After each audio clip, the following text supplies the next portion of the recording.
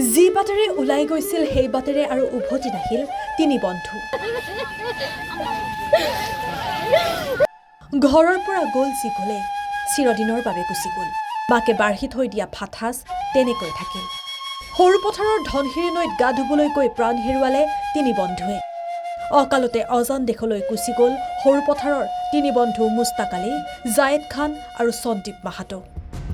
এক ভয়ংকৰ বেদনাদায়ক মৰ্মান্তিক ঘটনা সংঘটিত হৈছে সৰু পথাৰত। প্ৰচণ্ড গৰমত তিনি বন্ধুৰ প্লেনিং আছিল ধনশিৰি নৈত গা ধুবলৈ যোৱাৰ। প্লেনিং মতে আন কেইবাজনো বন্ধুৰ সৈতে বিয়লি ৩ বজাত সৰু পথাৰৰ ধনশিৰি নৈৰ ৰঙাগৰা ঘাট পালেগৈ তিনি বন্ধু ক্ৰমে মুস্তাক আলী, জায়েদ খান আৰু সন্দীপ মাহাতো। নৈত গা ধুবলৈ নামিল ঠিকেই, কিন্তু সেয়াই আছিল সেই সময় তিনিও বন্ধুৰ নিয়তিৰ নিষ্ঠুৰ পৰিহাস। যেন মৃত্যুৱে হাত বাউলি দি মাতিছিল তিনিও বন্ধুক একেলগে। ফেনে ফুটুকাৰে বাঢ়ি অহা ধনশিৰি নৈয়ে প্ৰাণ কাঢ়িনিলে তিনিওজনৰ। নদীৰ বাঢ়নি পানীয়ে উটুৱাই নিয়ে মুস্তাক আলী, জায়েদ খান আৰু সন্দীপ মাহাতোক। ইয়াৰ পিছতে লাগে হোৱা-দোৱা। ঘটনাস্থলীত উপস্থিত হয় স্থানীয় লোকৰ লগতে ধনশিৰি মহকুমাৰ আৰক্ষী, SDRF বাহিনী। ইয়াৰ পিছত ধনশিৰি নৈৰ বুকুৰ পৰা বৰ্তমান মুহূৰ্তলৈকে সন্দীপ মাহাতো আৰু মুস্তাক আলীৰ মৃতদেহ উদ্ধাৰ কৰিবলৈ সক্ষম হৈছে SDRF বাহিনীয়ে। কিন্তু জায়েদ খানৰ মৃতদেহ বৰ্তমানেও উদ্ধাৰ কৰিব পৰা নাই SDRF বাহিনীয়ে। এই সমগ্ৰ শোকাবহ ঘটনাক কেন্দ্ৰ কৰি এতিয়া শোকৰ চাপ পৰিছে সমগ্ৰ সৰু পথাৰ অঞ্চলত।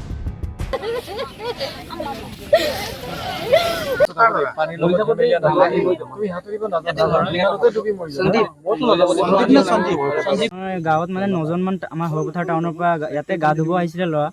তাৰে মানে হেৰি 2জন পানীত নামিছিলে মানে। তেতিয়া পানীত নামি মানে গা ধোৱাৰ টাইমত মানে ওচৰতে ডুবি আছিলে। এই ডুবিত মানে তাতে গম নাপায় তাত দ আছে বুলি, তাত সোমালে। তো 2জনে মানে তাতে মানে বচাও কৰোঁতে মানে তাতৰ লগৰকেইটা মানে তাতক বচাব নোৱাৰিলে। তো মানে ওচৰৰে এঘৰ মানে বিহাৰী ল'ৰা একটা আহি পিনি মানে গৈছিলে বচাবলৈ। তো বচাব যাওঁতে মানে সিও অকণমান মানে তাতৰ লগত উঠি গুচি গ'ল আৰু। এতিয়া কেইজন পাইছে? এতিয়া মানে তাতে এজন ডেড বডি পাইছে, যোনটো বচাবলৈ যোৱা ল'ৰাটো পাইছে, বাকী 2জন পোৱা নাই। ধনশিৰি নদী কি লৈ আহিছিলে তেওঁলোকে চাইকেল লৈ আহিছিলে আৰু একো অহা নাই। কি ঘাট এইটো পূৰ্ণ ঘাট বুলি কয়। সৰু পথাৰৰ পৰা কেইজন ল'ৰা আহিছিলে? সৰু পথাৰৰ পৰা মানে আমাৰ 9জন মানুহ আহিছিলে। 9জন আহিছিলে। 9জনৰ পৰা মানে 2জন মানে ঘূৰি নগ'ল আৰু 2জন ইয়াতে মানে হেৰি হ'ল আৰু এজন মানে আমাৰ ওচৰৰে বিহাৰী ল'ৰা। এতিয়া এজনৰ মৃতদেহ উদ্ধাৰ এজনৰ মৃতদেহ উদ্ধাৰ কৰিছে, সেইটো মানে পাইছে আৰু বাকী 2জন পোৱা নাই। SDRF বাহিনী আহিছিলে? আহিছিলে। আজি প্ৰায় 4টামান বজাত এই টাউনৰ 2টা ল'ৰা আৰু ইয়াৰ স্থানীয় এটা ল'ৰা সঞ্জীৱ মাহাতো, তাৰপিছত আৰু কি খান আৰু আলী নামৰ 2টা ল'ৰা, 3টা মুঠ নদীত বোলে গা ধুবলৈ সোমাইছিলে। তেওঁলোকে নদীত ক'ত কিমান দ আছে তেওঁলোকে একো অনুমান নহয়। গতিকে নৈখনত সোমাই তেওঁলোক উটি গ'ল।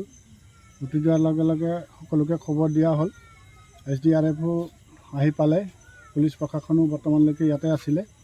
ইতিমধ্যে নদীত বিচাৰি এজনৰ মৃতদেহটো উদ্ধাৰ কৰিবলৈ সক্ষম হৈছে, বাকী 2টা মৃতদেহ উদ্ধাৰ কৰিবলৈ বাকী আছে।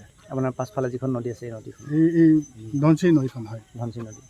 মুঠ কেইজন ল'ৰা গা ধুবলৈ গৈছিলে? 3জন। তেওঁলোক ইয়াৰে আছিলে? 2জন সৰুপথাৰ টাউনৰ আৰু এজন ইয়াৰ স্থানীয়। নামকেইটা কি? নাম এজনৰ সঞ্জীৱ মাহাতো আৰু এজনৰ জায়েদ খান আৰু এজনৰ এটা 20 বছৰ, যিটো মাহাতো বুলি কয় তাৰ 20 বছৰ, এটা 16 বছৰ, এটা 12 বছৰ। আৰু তেওঁলোকৰ লগত আৰু আছিলে নেকি? তেওঁলোকৰ লগত লগৰ কেইটামান আছিলে বোলে। তেওঁলোকে উদ্ধাৰ কৰিব বিচাৰে, কিন্তু তেওঁলোকে উদ্ধাৰ কৰিব নোৱাৰিলে। চিঞৰ বাখৰ কৰি সকলোকে তেওঁলোকে অৱগত কৰিলে। কৰাৰ পিছত সকলো আহিলে আৰু। সৰ্বমুঠ কিমানজনে আচলতে নৈ পাৰলৈ এনেকৈ গা ধুবলৈ আহিছিল?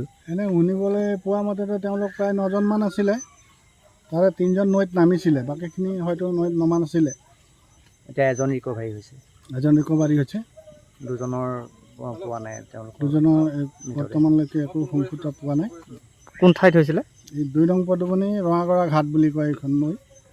আৰু এই বাটটো আপোনাৰ কাৰ্বি আংলঙৰ ঘাট, 2 নং পদুমনি ৰঙাগৰা ঘাট। যিহেতুকে এই ঘাটটো আগত বহুত দূৰলৈকে আছিলে, এতিয়া একেবাৰে নদী গৰাৰ লগত আছে, উন্মুক্ত ৰাস্তা মানে এইখন। আগতেও ইয়াত ঘটনা হৈছিল আগতো হৈছে, কেইবাবাৰো ঘটনা হৈছে।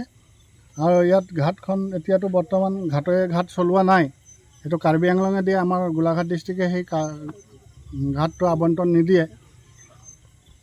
আৰু ইয়াত বাৰ বাৰ এই যিটো ৰিভাৰ ইৰোশ্যন প্ৰটেকশ্যনৰ কাৰণেও চৰকাৰকো আবেদন নিবেদন কৰিছে ৰাইজে। বহু ৰাইজৰ খেতি মাটিও নষ্ট হৈছে, বা ইয়াত থাকি গৰাখহনীয়া তেওঁলোকে ঘৰ বাৰী হেৰুৱাবলগীয়াও হৈছে। কিন্তু আজিলৈকে কোনো ধৰণৰ প্ৰটেকশ্যনৰ ব্যৱস্থাটো চৰকাৰে হাতত লোৱা নাই। ঠিক আছে। News desk, Sarupathar plus.